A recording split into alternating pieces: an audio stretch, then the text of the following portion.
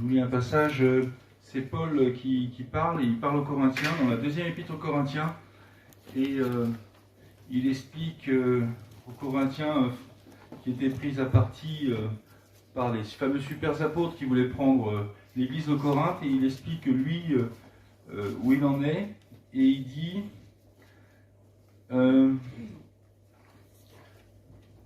c'était juste pour le contexte, c'est surtout là. Donc c'est 2 Corinthiens 11, 23. Alors là, au milieu, je le suis plus encore, je pars comme un fou, je le suis plus encore, j'ai bien plus connu les travaux pénibles, infiniment plus les coups, bien plus encore les emprisonnements, et j'ai souvent été en danger de mort. 5 fois j'ai reçu des Juifs les 40 coups moins 1. 3 fois j'ai été fouetté, 1 fois j'ai été lapidé, 3 fois j'ai fait un naufrage, j'ai passé un jour et une nuit dans la mer, fréquemment en voyage. J'ai été en danger sur les fleuves, en danger de la part des brigands, en danger de la part de mes compatriotes, en danger de la part des non-juifs, en danger dans les villes, en danger dans les déserts, en danger sur la mer, en danger parmi les prétendus frères. Voilà, j'ai connu le travail et la peine, j'étais exposé à de nombreuses privations de sommeil, à la faim, à la soif, à de nombreux jeûnes, au froid, au dénuement, et sans parler du reste. Je suis assailli chaque jour par le souci que j'ai de toutes les églises. Qui est faible sans que je sois faible? Qui vient à tomber sans que je brûle? S'il faut se vanter, c'est de ma faiblesse que je me vanterai. Dieu qui est le Père du Seigneur Jésus-Christ et qui est béni éternellement, sait que je ne mens pas. Il continue un petit peu. Et je voudrais lire ce qu'on a lu la semaine dernière.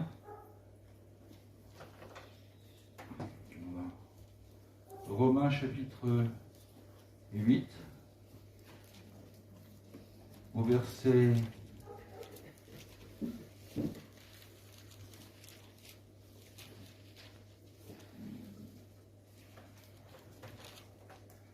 35.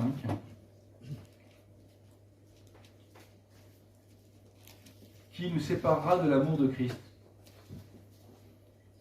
Serait-ce la détresse, l'angoisse, la persécution, la faim, le dénuement, le danger ou l'épée? De fait, il est écrit: c'est à cause de toi qu'on nous met à mort à longueur de journée, qu'on nous considère comme des brebis destinées à la boucherie. Au contraire, dans tout cela, nous sommes plus que vainqueurs grâce à celui qui nous a aimés. En effet, j'ai l'assurance que ni la mort, ni la vie, ni les anges, ni les dominations, ni le présent, ni l'avenir, ni les puissances, ni la hauteur, ni la profondeur, ni aucune autre créature ne pourra nous séparer de l'amour de Dieu manifesté en Jésus-Christ, notre Seigneur. Ce Paul qui a subi tout ce qu'on a lu tout à l'heure peut dire qu'il a l'assurance que ni la mort, ni la vie, ni les anges, ni les dominations, ni le présent, ni l'avenir, ni les puissances, ni la hauteur, ni la profondeur, ni aucune autre créature ne pourra nous séparer de l'amour de Dieu manifesté en Jésus-Christ notre Seigneur. Effectivement, rien ne peut nous séparer de ça parce que, comme on a dit ce matin, cet amour a été révélé en Jésus-Christ et Dieu nous a aimés le premier. C'est pas nous qui avons aimé Dieu, c'est lui qui nous a aimés en premier. Rien ne peut faire que nous puissions être séparés de cet amour, puisque Jésus-Christ est mort sur une croix, haï de tous, rejeté, et malgré cela, il a dit: Père, pardonne-leur. La croix aurait pu briser l'amour de Dieu qu'il avait pour nous. C'est le seul moment où ça a été notre haine a été à son apogée. Il n'y a pas eu d'autre moment. C'est à ce moment-là que Dieu aurait pu dire: bon, j'en ai marre. Ça suffit maintenant. Je mets un trait sur l'homme. C'est fini. À ce moment-là, au contraire, ça a été l'apogée de l'amour de Dieu. Hein? L'amour n'a pas pu s'éteindre. Beaucoup d'eau ne peuvent éteindre l'amour. Voilà, donc on est certain, malgré tout ce qu'il peut y avoir. Et c'est rien ce que nous on traverse. Hein. Vous avez vu ce que Paul a traversé. Enfin, je ne sais pas si vous vous rendez compte. Il a lapidé plusieurs fois, il a été même laissé comme mort. Enfin bon, des choses incroyables. Eh bien, il arrive à dire: j'ai l'assurance que ni mort, ni vie, ni les anges, ni les dominations, ni le présent, ni l'avenir, ni les puissances, ni la hauteur, ni la profondeur, ni aucune autre créature. Rien de rien. vous rappelez, la semaine dernière, on disait toute chose. Toute chose. Toute chose, c'est quoi? C'est toute chose. Eh bien, là, c'est rien. Rien. Rien ne pourra nous séparer de l'amour de Dieu. Rien. Malgré tout ce qu'on peut passer comme difficulté plus ou moins forte, hein, mais quand on voit l'exemple de Paul, eh bien, est-ce qu'il est capable de dire? Voilà. Épître de Jacques au chapitre 4, au verset 13. À vous maintenant qui dites, aujourd'hui ou demain nous irons dans telle ville, nous y passerons une année, nous trafiquerons, nous gagnerons. Vous ne savez ce qui arrivera demain. Car qu'est-ce que votre vie? Vous êtes une vapeur qui paraît pour un peu de temps et qui ensuite disparaît. Vous devriez dire au contraire, si Dieu le veut, nous vivrons et nous ferons ceci ou cela. Mais maintenant, vous vous glorifiez dans vos pensées orgueilleuses. C'est une chose mauvaise de se glorifier de la sorte. Quand on est jeune, on trouve que le temps passe pas assez vite. Alors, il en reste quelques-uns jeunes parmi nous, il y en a beaucoup qui sont partis pour l'étude biblique. Alors, c'est vrai que le temps peut être long à certains moments de la vie, mais c'est vrai que le temps passe très vite. Quand on commence à avoir un certain âge, on se dit que le temps passe très très vite et que les jours vont de plus en plus vite. Et la parole de Dieu nous invite à compter ces jours, à compter nos jours. Et c'est vrai que quand on arrive à la fin d'une vie, je me rappelle que ma mère, en fin de sa vie, elle disait ces versets, on n'est qu'une vapeur, quelque chose qui arrive, quelque chose qui disparaît, une vapeur. On n'est rien, on n'est rien. Mais Dieu a ce projet pour nous, ce projet d'éternité, ce projet de paix, ce projet de joie, de grâce, ce projet de vie. Alors, ça vaut la peine de se confier à notre Dieu et malgré les circonstances de pouvoir dire si Dieu le veut. Si Dieu le veut, nous ferons ceci ou cela, au lieu de bâtir, construire, de passer notre temps, notre énergie pour des choses utiles, bien sûr, mais pas toujours utiles. Eh bien, si Dieu le veut, nous ferons ceci ou cela. Et puis Dieu a un plan pour moi et je veux me mettre dans son plan. Je veux vivre avec lui, vivre pour son plan. Et il ne faut pas, quand les choses vont bien, il ne faut pas se glorifier, comme c'est écrit ici au verset 16. Une chose mauvaise de se glorifier de la sorte, de dire je suis, je peux, je sais faire, je ferai, j'ai la force, j'ai l'énergie. Non, c'est une chose mauvaise. Il est dit de se glorifier. Et Patrick nous l'a lu, ce verset. Ma grâce, non, c'est pas celui-là. S'il faut se glorifier, c'est dans ma faiblesse, a dit l'apôtre Paul. Je me glorifierai. Quand on est au fond du gouffre, eh bien, Dieu permet encore qu'on puisse se glorifier de cette faiblesse, sachant que Dieu est plus grand que nous et que Dieu va nous aider et nous conduire et nous guider. Et ça vaut la peine, en effet, lorsque les choses vont bien aussi, de se dire, je ne veux pas me glorifier dans ma force, dans ma puissance, dans ce que j'ai, dans ma richesse, dans beaucoup d'autres choses. Non, je veux me glorifier dans ma faiblesse. Je suis rien, Dieu a tout fait, Dieu est grand, et maintenant, et Jésus s'est donné, et Jésus est avec moi, et c'est lui qui va agir, l'Esprit va agir en moi. Alors, ça vaut la peine de vivre ainsi. Pour notre Seigneur, que notre Seigneur Jésus-Christ m'aide et nous aide à vivre ainsi, à sa gloire. Amen. Je vous propose de lire un verset pour tous ceux qui sont chargés en ce moment. Il y en a. Alors, je vais lire ce verset parce que personnellement, il m'a beaucoup aidé.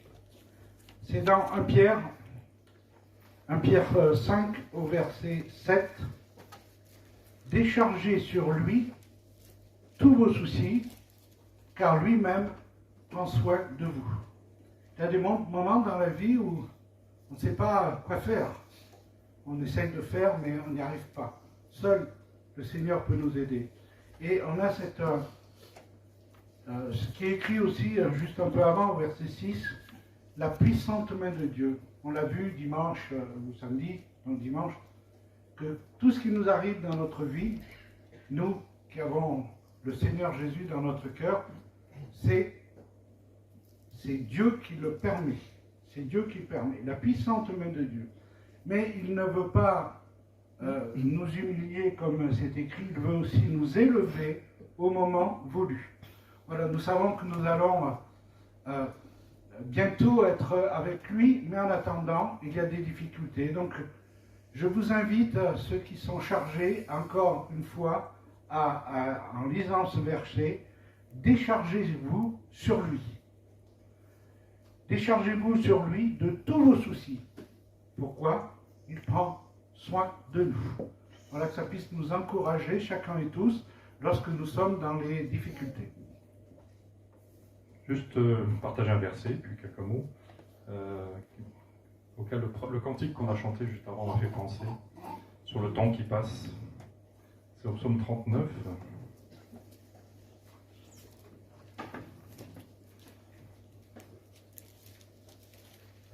Verset 4.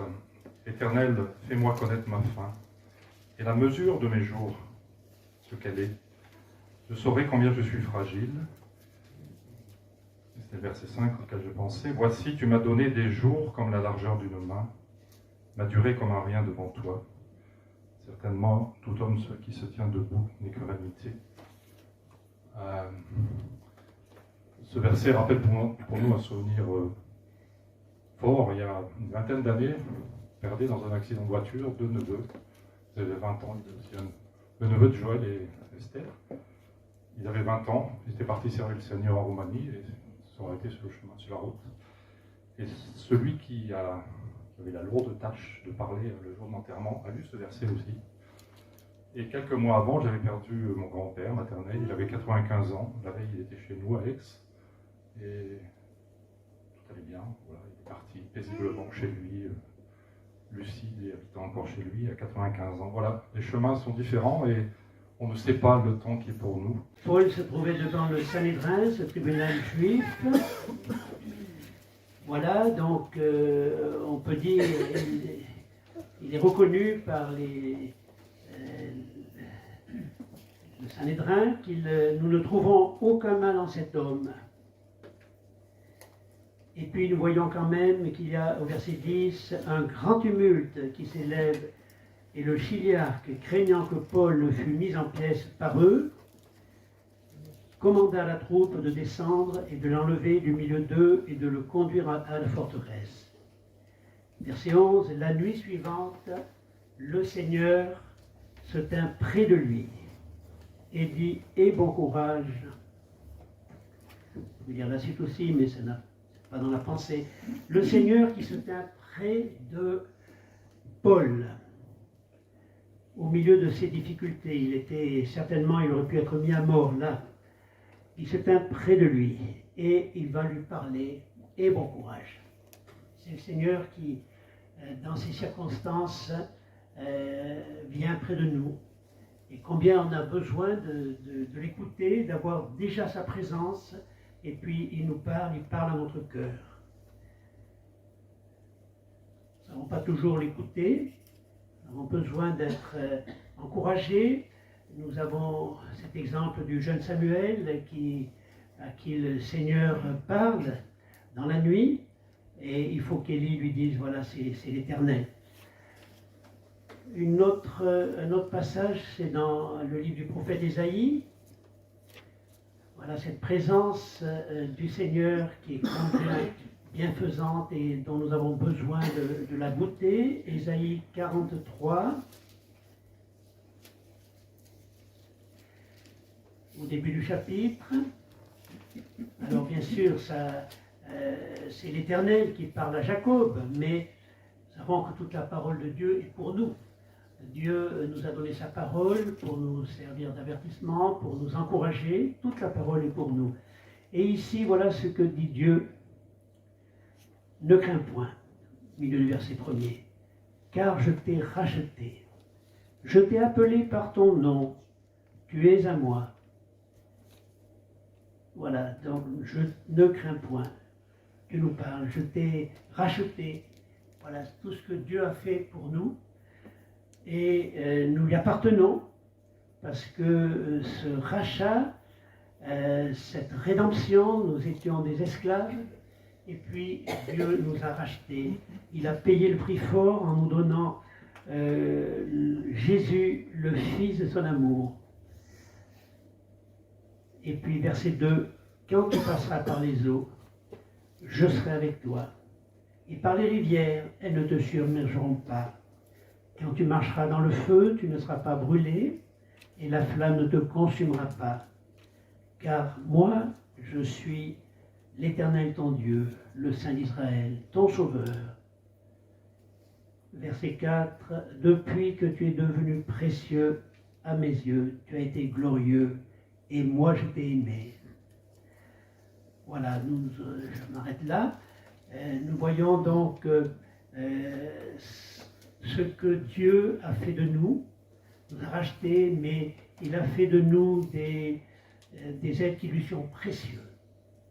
Et aussi, écoutons sa parole quand il nous dit quand tu passeras par les eaux, je serai avec toi.